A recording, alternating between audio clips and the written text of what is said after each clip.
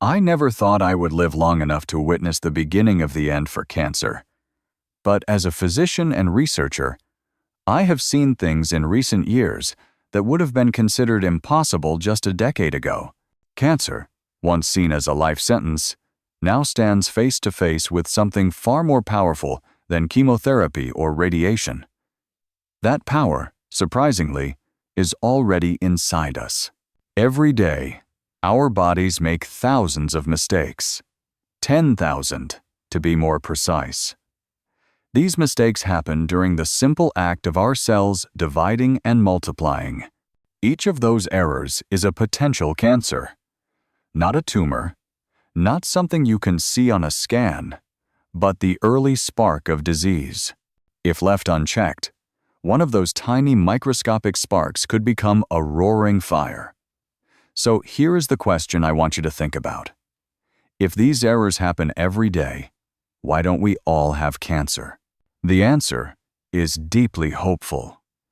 We are born with systems that defend our health. Like a small army that never sleeps, these systems patrol our body from the moment we are born until our final breath. They do not need drugs. They do not need surgery. They are built in, ready to take action. And when they work right, they detect and eliminate those microscopic cancers long before they ever have a chance to grow. Imagine a quiet neighborhood being watched by police. Most of the time, nothing happens. But when trouble shows up, the officers move in fast. That is what our immune system does when it sees an abnormal cell. It removes the threat before we even know it was there. But if those natural defenses get weak, the enemy gets stronger. Cancer grows only when the body's natural patrol misses it. Now let me tell you something that still gives me chills. A 1-centimeter tumor, about the size of a small marble, already has 1 billion cancer cells. That is right. By the time you can feel a lump in your breast or a bump somewhere in your body, the disease has multiplied itself 1 billion times over. And yet, most of the time, we catch it before it ever gets that far. That is how remarkable the body is when its systems are working at full strength. What we are beginning to understand is that the body does not just fight cancer, it prevents it in the first place. This is not magic, it is biology, and it gives us a new mission. Instead of only treating disease after it appears, we can focus on strengthening the body's own defense before disease has a chance to grow. That changes everything. We are not powerless, far from it. The decisions we make every day can either strengthen or weaken those inner defenders. What we eat, how we move, how we sleep, and even how we feel emotionally, they all impact the immune system. Your body is wired to protect you, but it needs your support. Think of your immune system like a loyal guard dog. If you feed it well, let it rest, and keep it strong, it will protect your home. But if you neglect it, it will grow weak and tired. As we age, our natural defenses can slow down. That is why middle age and later years are so critical. But the good news is that it is never too late.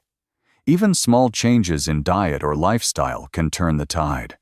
I have seen patients go from chronic illness to renewed energy simply by shifting how they care for their own biology.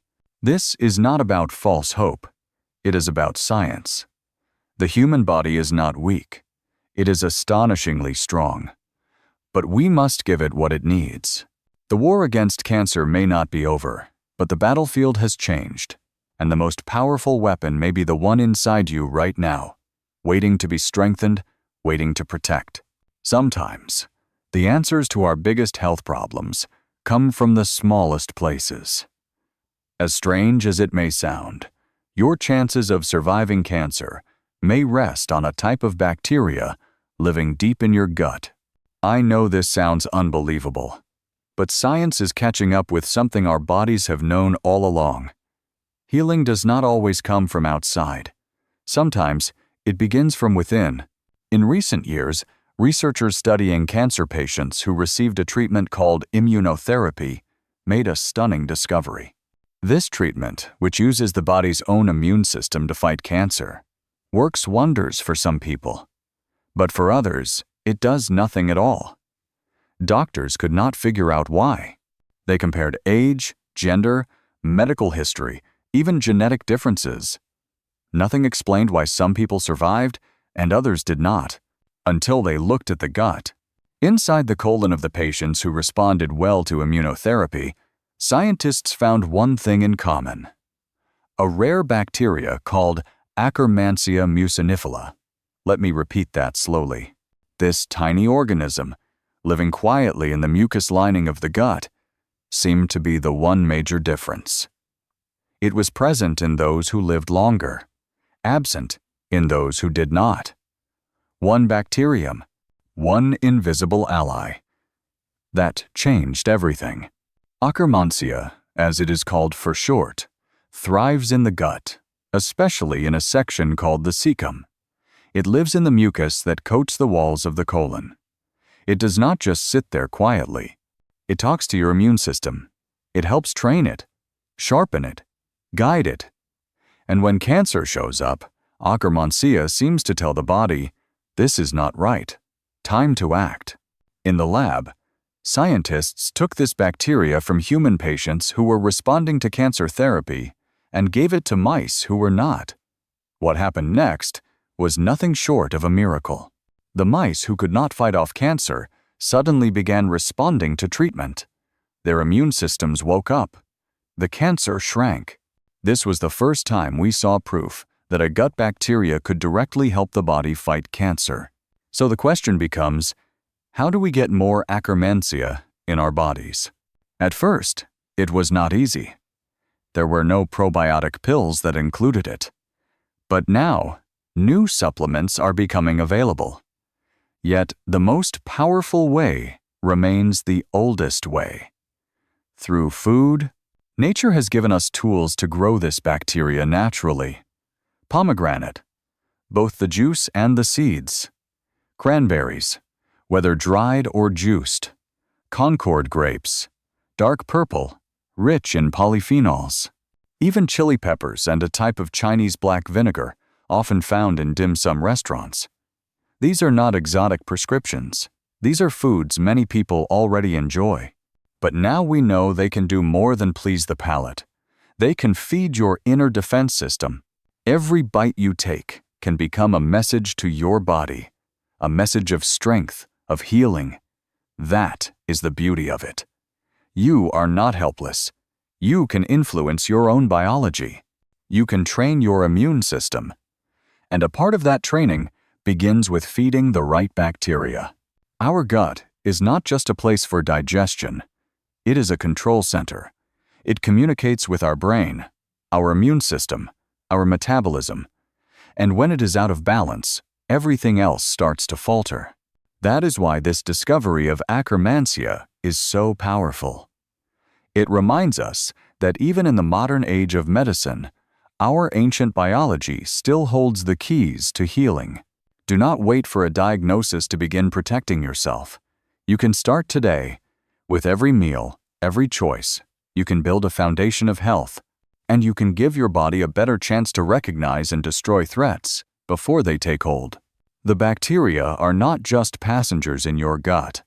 Some of them, like Akkermansia, may be your fiercest protectors. You cannot always see it.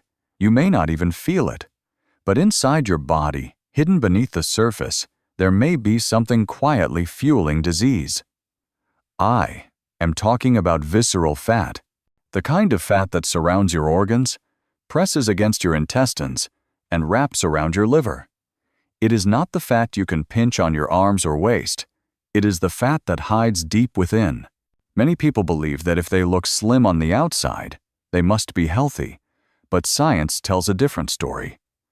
Some of the most dangerous fat is invisible to the naked eye. Researchers have a name for it. They call it skinny fat. And it is not as harmless as it sounds. In a major study that followed thousands of women over more than a decade, scientists discovered something alarming. Women who appeared to have a normal weight but had excess visceral fat were 3 times more likely to develop breast cancer. 3 times. That is not a small risk. That is a red flag we cannot ignore. So why is this fat so dangerous? Because it does not just sit there, it leaks. Visceral fat is biologically active. It releases substances into the bloodstream that create inflammation. And inflammation is like gasoline on a fire. Even a tiny, harmless cluster of cells, if surrounded by inflammation, can grow into something far more serious. Imagine your body as a suitcase. Everything is packed tightly inside.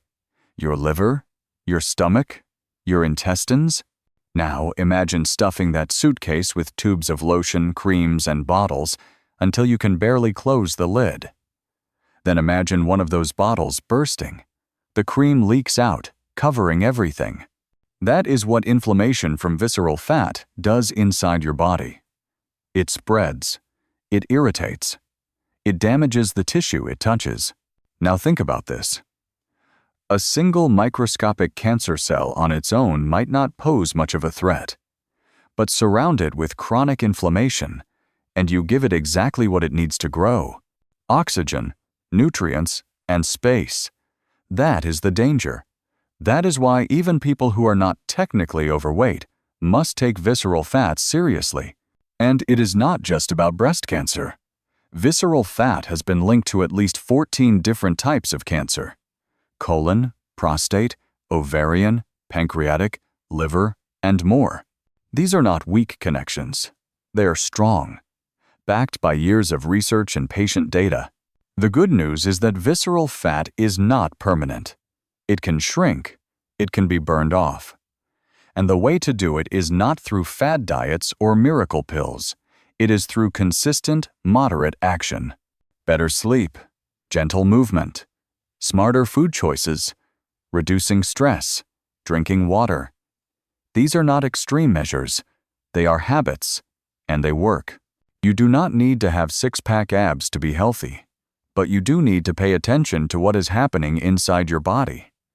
A small waist does not always mean a clean bill of health. The goal is not to look a certain way. The goal is to feel strong, to move freely, to give your body the best chance to stay well. When you reduce visceral fat, you reduce inflammation. And when you reduce inflammation, you create an environment where your body can protect itself better. That is what matters. You are not stuck with the biology you have today. Your body is always changing, and every choice you make helps guide that change. Even if you are in your 60s or 70s, you can make progress. You can protect your organs. You can calm the fires of inflammation, and you can lower your risk. It starts with awareness, and it continues with small, steady steps. When people hear the word cancer, their minds often jump to fear, to hospitals, to painful treatments. But few people realize that the fight against cancer can start much earlier. It can start at your dinner table. You see, food is not just fuel. For many of us, food is medicine. And in some cases, it is the most powerful medicine we have. Our bodies are not passive in the face of disease. They are equipped with systems designed to fight back. The immune system, the androgenesis system that controls blood vessel growth, the microbiome in our gut. All of these systems can be strengthened or weakened by the foods we eat. Let me begin with something familiar: tea. A warm cup of tea might seem simple, even ordinary. But the right kind of tea can do extraordinary things inside your body. At the Androgenesis Foundation, we studied dozens of teas from around the world: green teas from Japan, jasmine teas from China, and even English black teas. To our surprise, it was not the green tea that topped the list. It was Earl Grey, a black tea flavored with bergamot, a type of citrus fruit. Earl Grey turned out to be the most potent when it came to supporting healthy blood vessels. That means better circulation, better oxygen delivery, and stronger defenses against disease. This is not folklore. This is science. And it shows us that healing can come from the most humble sources. But it does not stop with tea. Matcha, a powdered form of green tea, is something truly special. Unlike regular tea, where you steep leaves and then throw them away. Matcha is the whole leaf, ground into a fine powder. That means you get 100% of its nutrients, including the polyphenols and the fiber. Polyphenols help reduce inflammation. Fiber supports gut health. Together, they create an environment where disease has a much harder time taking hold. Matcha has been studied in the lab and found to kill breast cancer stem cells. That matters because stem cells are the reason some cancers come back after treatment. If we can target those cells through something as simple as a drink, we give our bodies another line of defense. Another surprising food is the purple potato. Found in some grocery stores and farmers markets, it looks like a regular potato on the outside, but when you slice it open, it reveals a rich, dark purple center. That color comes from anthocyanins, a type of antioxidant. At Penn State University, researchers discovered that purple potatoes can kill colon cancer stem cells. Again, we are talking about preventing recurrence, about making the body less hospitable to cancer returning. Coffee and regular tea also contain substances that can cut off the blood supply to tumors. That process is called anti-androgenesis. Think of it like shutting down the fuel lines that feed the fire. No blood, no growth. That is how tumors starve. And some of the most powerful tools to do that are already in your kitchen. But it is not just about individual foods. It is about the overall pattern. A diet rich in plant-based nutrients, with a variety of colors and textures, supports your natural defenses. You do not need to follow a strict regime or count every calorie. What matters most is consistency and balance. Whole fruits, colorful vegetables, spices like turmeric and ginger, nuts, seeds, fermented foods like yogurt or kimchi. These are not just good choices, they are strategic choices. They help your immune system stay alert. They help your blood vessels stay clean. They help your gut bacteria stay diverse and balanced. Each bite you take is a vote for inflammation or against it, a vote for healing or for harm, and those votes add up. You may not be able to control everything about your health, but you have more power than you think, and some of that power is sitting right on your plate. There was a time when we believed cancer was too complex to ever fully understand, that its causes were buried deep in mystery. But today, technology is changing that belief. In labs around the world, doctors and scientists are using tools that once seemed like science fiction to unlock secrets hidden inside every tumor. What they are finding is both stunning and deeply personal. Cancer is not one disease. It is millions of diseases, each one shaped by the unique DNA of the person it affects. That means two people with the same type of cancer may have completely different genetic errors causing it. But with advanced sequencing, we can now read those errors like words on a page. We can see exactly which mutations are driving the disease. Imagine being able to take a tiny sample from a tumor and compare it to a healthy cell from the same patient. With the help of artificial intelligence, computers can scan through thousands of genetic differences, removing anything that is normal and highlighting only the dangerous mutations. What is left are the smoking guns, the ones that matter, the ones that must be stopped. Now here is where it gets revolutionary. Once we know which mutations are causing a specific cancer, we can build a personalized treatment. We can take those mutated proteins and print them, just like printing a photograph. Then we can create a custom vaccine from that print. Not a vaccine like you get for flu or measles, but a personalized cancer vaccine made from your own tumor. This vaccine is injected under the skin.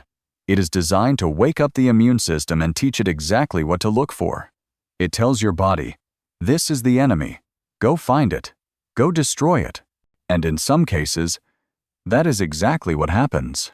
In clinical trials, this approach has already saved lives. In patients with glioblastoma, one of the deadliest forms of brain cancer, personalized vaccines have helped some live far longer than expected. These are people who were told they had no options. people for whom traditional treatments had failed. And yet, with their own immune system reactivated, they began to fight back. This is not a miracle. This is science catching up to the idea that the best medicine may already be inside us. But personalized cancer vaccines are not the only breakthrough on the horizon. Other technologies are exploring how to reprogram immune cells, how to use nanotechnology to deliver treatment directly into tumors, and how to detect cancer years before symptoms appear. The future of cancer treatment is becoming more precise, more targeted, and more deeply connected to the individual. Still, with all these advancements, one truth remains the same. The body is our greatest ally. All these technologies are designed to work with the immune system, not around it, to enhance what is already there, to guide it, strengthen it, refocus it. You may never need a personalized vaccine. You may never face a life-threatening diagnosis. But knowing that these tools exist, that researchers are building them, offers hope. And hope is powerful. We are moving into a new era, one where treatment is not just about drugs or surgery, but about communication, between doctor and patient, between cell and cell, between the body and the tools we now have to support it. It is not about fighting blindly anymore. It is about fighting smart, fighting with understanding, fighting with precision, and most importantly, fighting with the power of your own biology. We have traveled a long road in this conversation. From the quiet miracles happening inside your body each day, to the small bacteria that can turn the tide of treatment, from the hidden dangers of visceral fat, to the surprising power of a simple cup of tea, from ancient wisdom in food, to the futuristic promise of personalized vaccines. And through it all, one truth stands tall. You are not powerless. So many people walk through life with quiet fear. They feel aches and dismiss them. They get tired and think it is just age. They assume that decline is inevitable. But that is not the whole story. Aging is natural. But suffering does not have to be. The body has defenses. It has wisdom, and it is listening to how you treat it. You may be in your 50s, 60s, or even 70s. You may be dealing with years of stress, old habits, or missed chances, but none of that erases your ability to change, to reclaim your energy, to strengthen your mind, to fight back, not with force, but with care, with intention. Start with something simple. Drink a little more water. Walk a little more often. Try a new fruit. Breathe slowly when life gets tense. These are not small things. They are signals. You are telling your body, I still care. I am still here. I still want to live well. Health is not about perfection. It is not about being younger. It is about being present, about honoring the life you still have, about creating days that feel full, not just long. You have the right to feel strong in your own skin, to wake up without fear, to know that your choices matter, even now, especially now, that your body is not your enemy. It is your home, and it is doing the best it can with what you give it. Look around. There are people who still love you, people who still need you. The world still has beauty for you to see, music for you to hear, meals for you to enjoy, moments waiting for your presence. Let your health be the foundation that holds all those things. This is not about chasing youth.